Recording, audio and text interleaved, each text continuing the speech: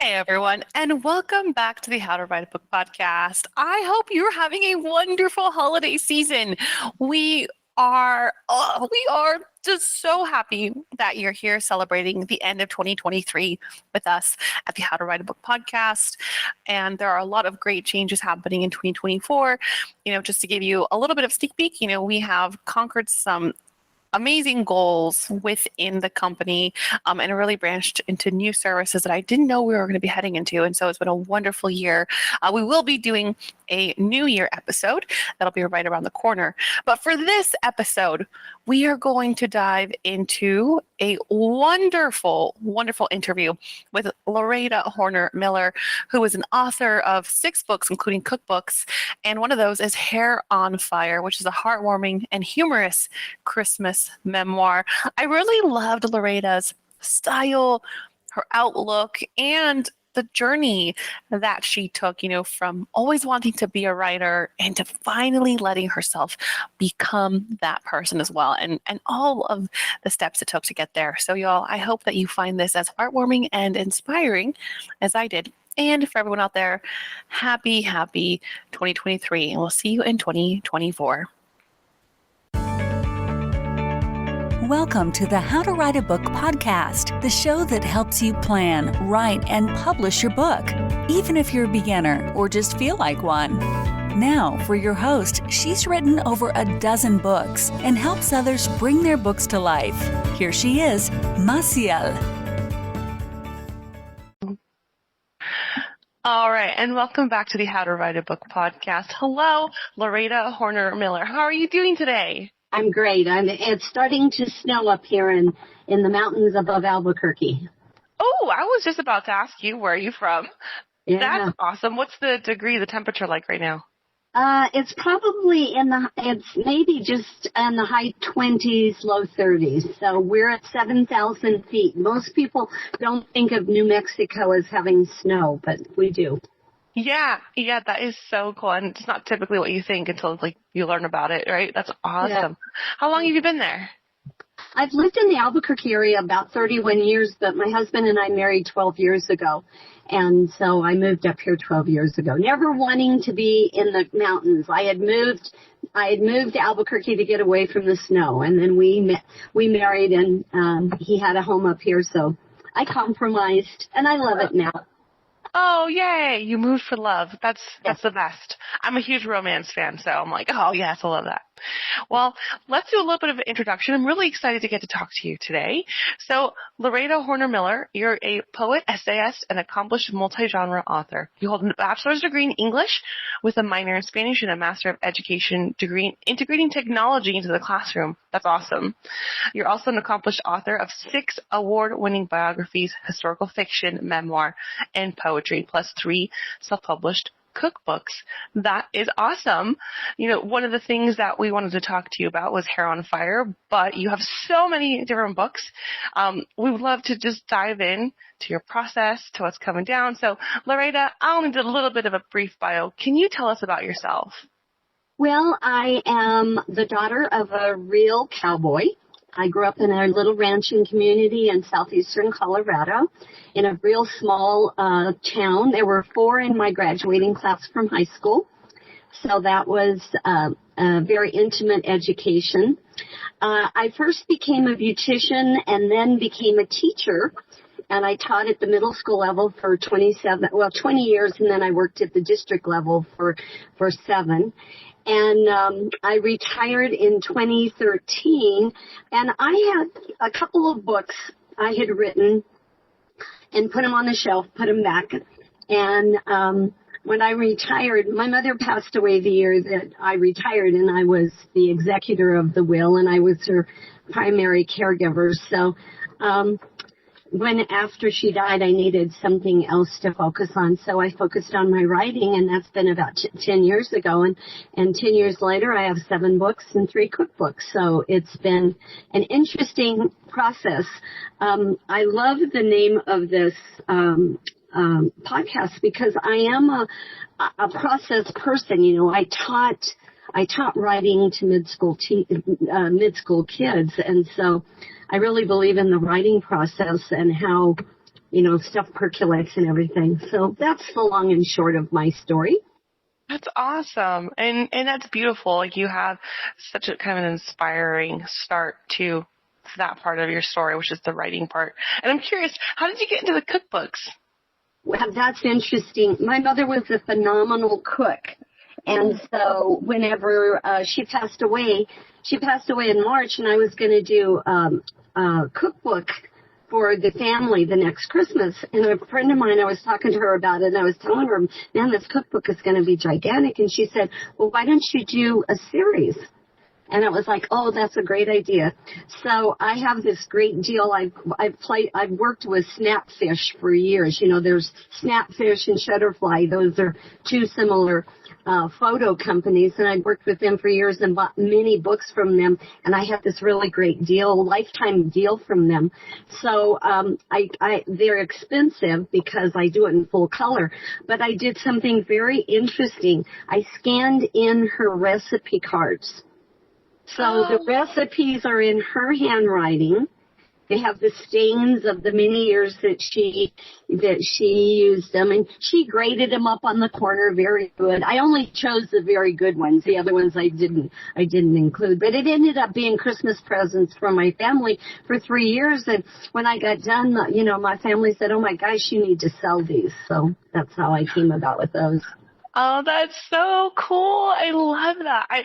That's like the best thing about a recipe is like the coffee stains and the flour that's still stuck to it and like the smudge. That is so neat. I love that idea. What kind of, and I'm kind of going a little bit off topic, but what kind of cuisine was it typically? Well, like the first one, in fact, I'm going to just pull the first one out here in a day or two. The first one has Christmas candies and cookies.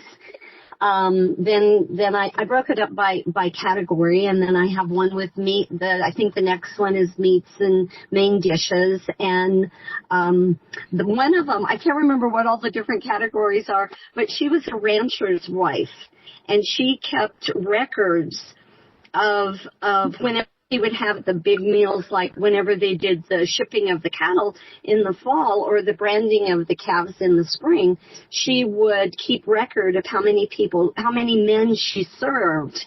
And that was hilarious to me. So I included that in the last cookbook because it was so funny. I mean, and it was personal to my family because she had made specific notes about my cousin's husband. And, so it was really kind of a personalized touch, too. Oh, that's like really home style. I love that. Oh, it's so personal. Great. Well, that's fantastic. Everybody here, go check out those cookbooks. That's amazing. So now let's talk about your other books. So we're here for Hair on Fire, but please tell us about like your other genres and why you write in multiple genres. Well, one of the things by writing in multiple genres is that it makes it very difficult to promote your books because, the first thing, I work with a book coach, and one of the first things I say, is that you have to find your niche, and you work toward your niche, and it's just like, okay, I don't fit that because my first book is This Tumbleweed Landed, and it's a collection of poetry and prose. It's a memoir, and it's a collection of poetry and prose about growing up in that little community in the 50s and 60s, which was a very different time than what we live in now. And my dad was the one that inspired me for the title because I had moved around quite a bit in my adult life. And so one day he said to me, a tumbleweed's got to land somewhere. So that became the title of my book. So, and then the thing that makes that book really personal is that a friend of mine who is an accomplished artist illustrated it for me. So, that really neat. And the thing I'd like to share about the first two books is that I wrote them and put them away for like 30 years. I wrote them in the 90s. Mm-hmm. And so for anybody that's an aspiring writer, don't do that. I didn't start the publishing world until I was in my 59 and 60, and that's just, that's, it's harder in your heart to do that. I got sidetracked. I was working as a teacher, which is a very, it's a time consuming job. So I didn't have the time, I didn't feel, and then I was active in the square dance world and, traveling all over the country square dancing. So, and then, my mom got sick and life just changed, but, putting them away is not a great idea. So that was my first one. Then my second one was When Will Papa Come Home? And it's an immigrant story that I had heard. It was a story I heard my whole life, and I fictionalized it.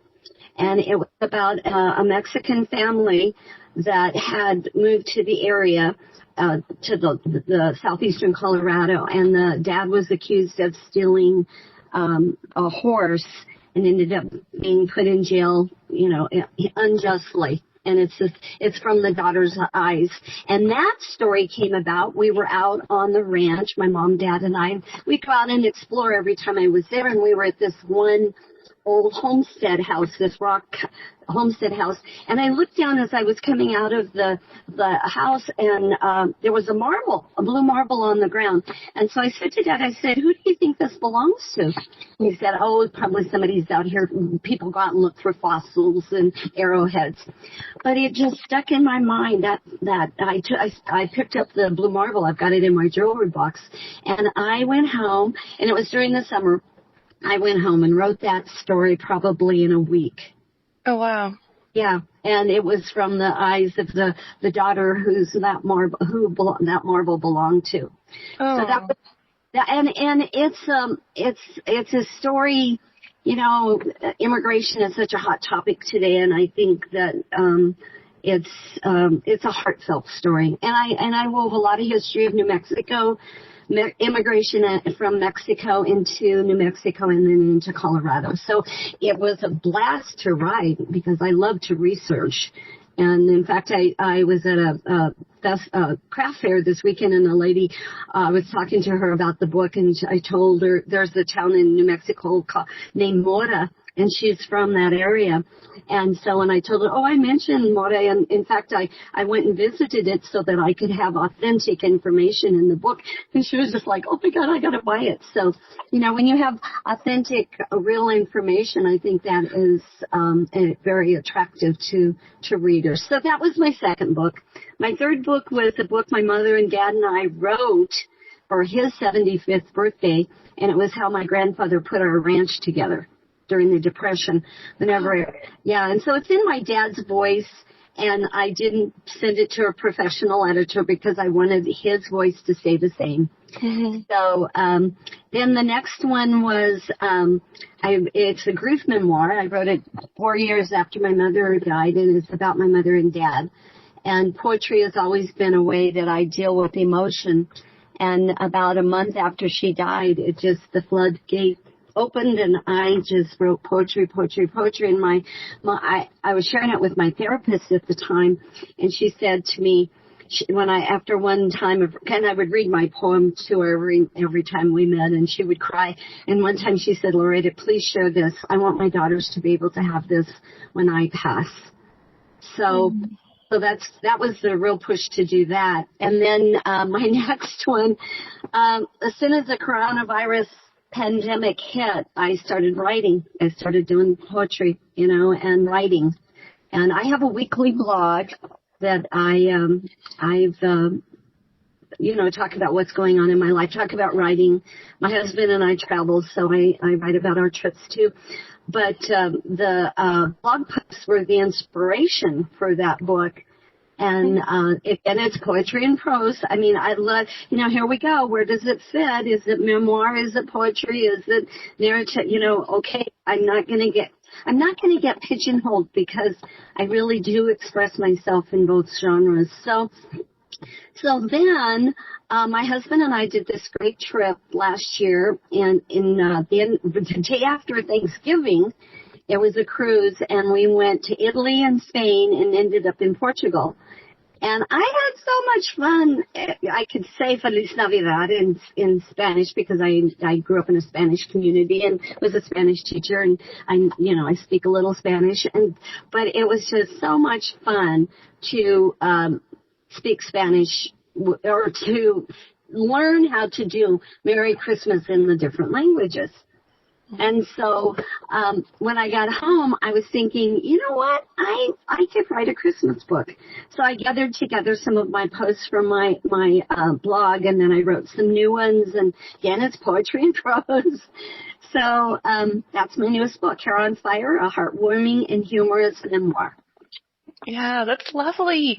I want to talk about your writing process, but before we do, you mentioned something about how writers shouldn't don't put your book away and then wait years to publish it, because that's something that you did, which I think is so important. Thank you for sharing that. And I'm curious, how did you wrestle with those feelings?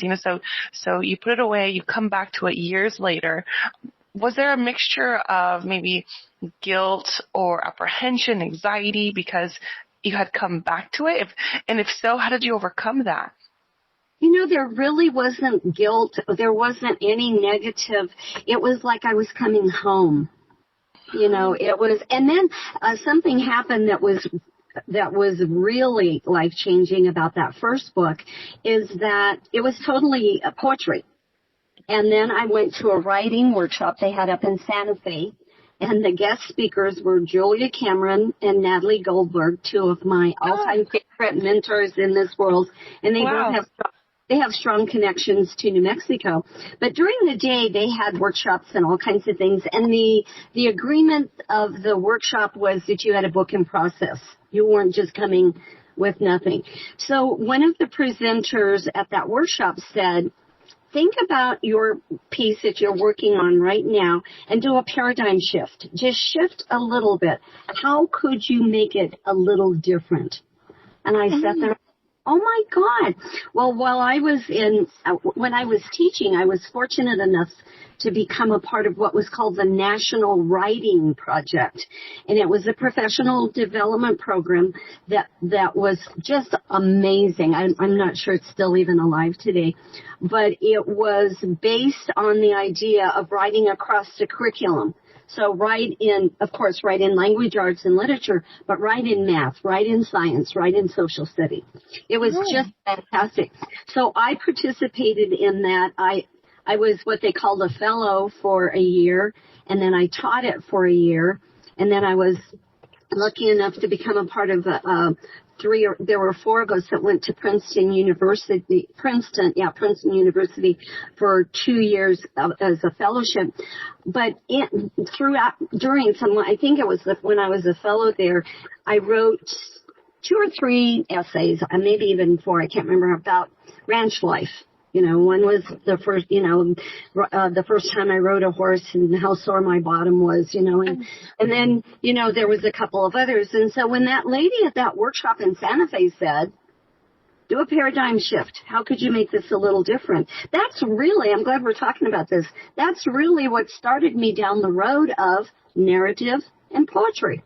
So I went and found those essays, edited them, cleaned them up, put them in the book, and sent them off to the editor that I selected, and and she had really good things to say about it. So I think it's who I am. Oh, that's really cool. I'm gonna have to look up the National Writing Project. I think I've heard of it. So that's very neat. So you kind of have this like kickstart, and you're like, that's what I'm gonna do. I'm curious, what's your writing process like? Well, it's nothing like what I used to teach my students. It's like I write every morning. I'm a Julia Cameron morning pages person. I don't know if you're familiar with that, but writing 3 pages every day. I'm on my 179th notebook. Wow. Yeah. So that, it's a part of my meditation process, but it's also a part of my writing process. So I write every morning. But my writing process has changed over the years, because when I first started, it was pen to paper. I was writing on paper, and it's not that way anymore. Today I do write poetry on paper, because it feels like poetry is harder. I edit the poetry on a computer, but poetry to me has to be handwritten. The hand has to touch the paper. But I really I have no issue with inspiration. Somebody asked me if I ever had writer's block. No, I've got like 5 or 6 books in the queue. So, I mean, I don't deal with that at all. So if it's poetry, I handwrite it. If it's prose, I usually go straight to the computer. And then the process that I do is I read it back. I've added, and this is a good time to talk about the audiobooks, because I really see it as a phenomenal tool for the writing process. I just finished like 2 weeks ago, or maybe 3 weeks ago, recording my Hair on Fire book, and I had done the shortest, the smallest book I did. I had just to experiment with in 2020. And I had I forgot to tell you about the coronavirus book, that I did a book about the coronavirus. But anyway, so I had I had all of the coronavirus book recorded and was doing the editing up to chapter 7. And I got shingles, and that destroyed my life and I'm still dealing with the results. I had shingles here, and I still have the neuralgia. But anyway, I knew I wanted to do the audiobook of this, and so I did it. And it is so awesome to go back and read your words, but it's a great editing tool, because when you're writing, you think, oh, that sounds really good. When you read it out loud, it's like, oh, I can't believe I phrased it that way. Why did I phrase it that way? It should be, the adjective should be over here, or the adverb should, and all of a sudden this is the copy. I'll show you the copy I used, so you could tell it's all I wrote and marked it all. I don't know if I marked it all up of things that I needed to go back. And then so what I did is, as I was reading this, I kept the program I used, Vellum, for my final copy of my book. That's what I format the interior in. And so I kept the ebook format and the paperback format up on my desktop. And as I was going through this, I would come in when I'd finish a chapter, would come in and change the manuscript. And then when I got totally done, I uploaded it to Amazon again so that it matches this. So somebody said to me, I was visiting with a friend, and I had a couple of funerals a couple of weeks ago that we had to cancel this for, and I was visiting with a writing friend of mine there. It was her mother that passed away, and she saw that I put on Facebook that I was doing the audiobook, and she said, congratulations. She said, what do you think about the doing an audiobook? I said, I love it. She said, I hate it. I hate reading my work. And I thought, oh. And my husband and I talked about it, and he said, a lot of artists are that way. Think about movie stars who say they never go and see their movies and stuff. But I love reading my words. I just, it's very, very reassuring or something. But it's a good tool. So even if you don't do an audiobook, the thing to do before you finalize your manuscript, I think, is to read it out loud and read what's there, not what you think is there. Mm-hmm, mm-hmm. And how did you have your book out? What was the push to make you do an audiobook in the first place? I follow, once you start writing and you start going out to different places on the internet, people start emailing you all this stuff. And there was a guy, and I'm going to give him a plug here. His name is Derek Dopker, and I had been following him, and he offered a program, it's a whole program you buy for, I felt like it was a reasonable price, and it was Audiobooks Made Easy. And so I bought it, all excited about doing it, and put it away for 6 months. And then I did the first audiobook. And he is such an amazing person. He's really, I'm in a book coaching group with him now too, but he's an amazing person that stands behind his product. Part of the deal with the product was that you send in samples of your work to make sure that it's of the quality that he suggests that you do. You upload it to ACX and to Find Away Voices. And if it's not the right quality, then they refuse it, and it's a hard process. So I was 6 months away. I had bought it and hadn't done anything. So I emailed him and I said, is the offer still good for me to contact you about a sample of my recording? And he emailed me back and said, sure, you bought it. Yes, it's good. Well, I didn't follow, he has great videos. I didn't follow his video closely enough. I followed the cover on the box, and the cover had the microphone sticking straight up, pointing straight up. And so I sent him a copy. I think I'm doing everything right. I sent him a copy, and he goes, no, something is really wrong. Send me a picture of you in recording. And so he said, so I did. And he said, why do you have the mic sticking straight up? It's supposed to be to aim to your voice, to your mouth. So that was one mistake that he helped me with. And then you plug the microphone in and a green light comes on. So, hey, you think it's recording. The mic is on. So I sent him another one. We put it towards my mouth. He said, there's something still not working. And is the microphone on? And I looked at this thing and the on and offs, and I toggled and it changed, and that was the mistake. The microphone wasn't on. So even on this last book, I sent him a couple of questions, and he was so good about answering them. So and the thing about living in New Mexico, I can't record year round because we made a studio in our walk-in closet. My husband and I did. And so it's too hot. So I have to do it during the cold time of the year. So I've got to get going in January, and I'm hoping to get at least the coronavirus book finished and my tumbleweed book done. So I'll have two more out there. Oh, wow. Talk about pressure. That's seasonal pressure. Yeah, really, it is. Wow, that's really brilliant. And you said so it has opened up some, like, the tools of editing. Was there anything else that you're like, oh, I didn't know this is also going to be a possibility for me when it came to your audiobooks? Well, I think it's the thing that I'm realizing is that it's a whole other audience.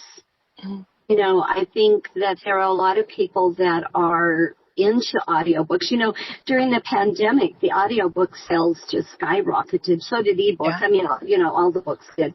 But I've gotten a lot of communication from different sources that it's a whole area of distribution you need not ignore if you're a serious author. So that was really part of the reason, too. As a tool, I think the other thing that I'm trying to think of what else did I learn on the audiobook. No, the only, one of the things that you realize when you're listening back to yourself is when you're reading something, and I was a teacher, mid-school teacher, you have to make it interesting. You can't just be a monotone, And so I taught language arts and literature, and you have to entertain kids to keep them interested. So I was very melodramatic, and I listened back to when I was reading my audiobook, and as I was listening, that kind of thought went through my mind, and I thought, this is real interesting because I did it naturally. I didn't even think about, this is a serious part, so it needs to have more of a serious tone, or this is a question, so I need to end it, with the question mark in my voice. So that was something interesting to. That's awesome. Yeah. And that's brilliant because I also tell writers that they need to read their work out loud. They need to, because you catch things that you wouldn't have caught because your brain, exactly as you said, your brain thinks the word is there when really it's not there, Yes. That's awesome. The one thing that I didn't do that I'm going to do on my next book, I have a poetry series. It's the next 3 books that I'm going to publish. And the thing that you need to do is to build into your schedule the audiobook, do this before, do the timeline and do this before you release the book. And I didn't do it. I did it after the fact. My 20-year-old cat died in October. I'm sorry. That really messed me up on everything that I had planned to do to promote Hair on Fire, and it's put me a month behind. So, but it's really important to do it before you release the book, because then that way you're not scrambling to fix a manuscript. And it's also a good idea for them to come out together too. Mm-hmm. Yeah, it's a really good marketing tool. That's great. Now, you also mentioned that you have like 5 or 6 books in the queue. How do you manage multiple projects? I think it's because I was a middle school teacher and I was handling multiple projects all day long. You know? I have them in the queue but I'm focusing on the ones that I have in the queue are the 3 poetry books, and then I have a How to Write a Biography book. I wrote. I forgot to tell you about that book. I wrote in 2000. I think I released it in 2020, right at the beginning of the pandemic. I wrote the biography of the most famous square dance scholar in the world. I was privileged to write that book. And I had 40 hours of phone interview with him. Wow. And then I did 2 face-to-face sessions. He was a dear friend of mine. He was in his late 80s when we did this. He passed away before the book was finished, so he never got to see the finished product. But I learned so much about writing a biography at that point, you know, and I thought, man, I need to get this out. And so that was my next book I was going to do, but then the Christmas book jumped right into the middle of the line, you know, or at the front of the line. So I have the 3 poetry books, and then I have the How to Write a Biography, because, you know, writing your own memoirs, you're in control of the information. But man, when you move into biography, you're having to check everything, you know, and make sure that everything that is being said is true. And he was so concerned about us getting sued because he had some stories about other callers. He wanted stories about other callers, so I had to do a bunch of emails to callers and make sure that the information, it was okay that we published the information. I mean, there were so many minute moving parts to that book. And I thought, you know what, this is something I need to share with writers, because I didn't get sued, thank God, you know, and it was because I was very meticulous on all the information I gathered. And when sorry, just to clarify, you said colors as in? Like a square dance caller. Square dance caller. Caller. He was a square dance caller. Oh, okay. I was hearing colors. I was like, is that an organization or? Yeah, no. He was a square dance caller, and he was the most famous worldwide. And we were friends, and it was funny how that book came about, because we were at a dance, and a weekend dance, and the dance had ended, and a group of us were sitting around, and he was getting he was in his late 80s at that point, and somebody in the group said, well, somebody needs to write his biography. And my husband turned to me and said, well, you're the writer in the group, why don't you do it? And it was like, I was just getting ready to publish. I hadn't gotten to the book. I was not published, but finished. I wrote a woman's novel during NaNoWriMo in 2016. And so I was all ready to get working on that. I was so excited because I'd never done just fiction, you know, this was kind of biographical, but it was fiction.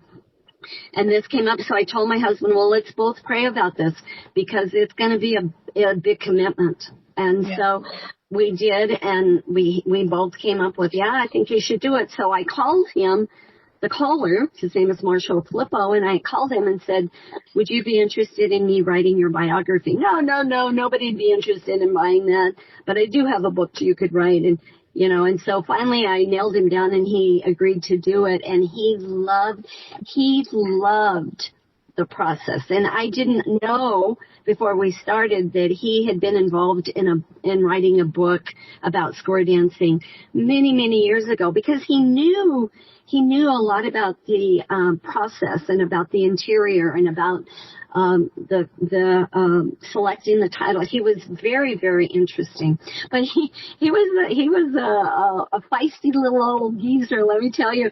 And so he would change on me. Okay, at first I want you to, and he was humble. He was so humble. So first he wanted the book to start out with a section commending the people that had helped him get started. That was one thing he wanted. Then next week we had talking and he'd say, no, let's start it with a dirty joke. I'll tell you the dirty joke. You clean it up so it can be put in the book. I mean, so he was hilarious. So it was a privilege to do. That sounds like a lot of fun. That sounds really cool.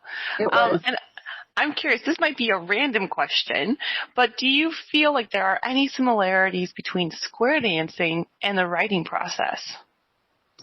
It's when you're learning, there is, because it's all, repetition, you can't beat repetition. And that was something I stressed with my kids. And I, that's probably where the morning pages and everything comes in for me, is that piece of repetition.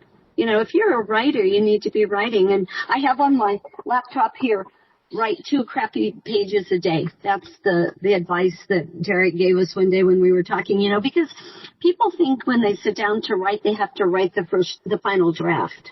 Right. It has to be the perfect piece. And that's so wrong, because if you get, the whole point is to get the idea down on paper. Mm-hmm. Mm-hmm. Love that. That was great. That was great. Thank you. So we are at about the time that we're going to wrap up. But before we do, this has been a lovely conversation. Larada, what's next for you? What's next is the poetry book.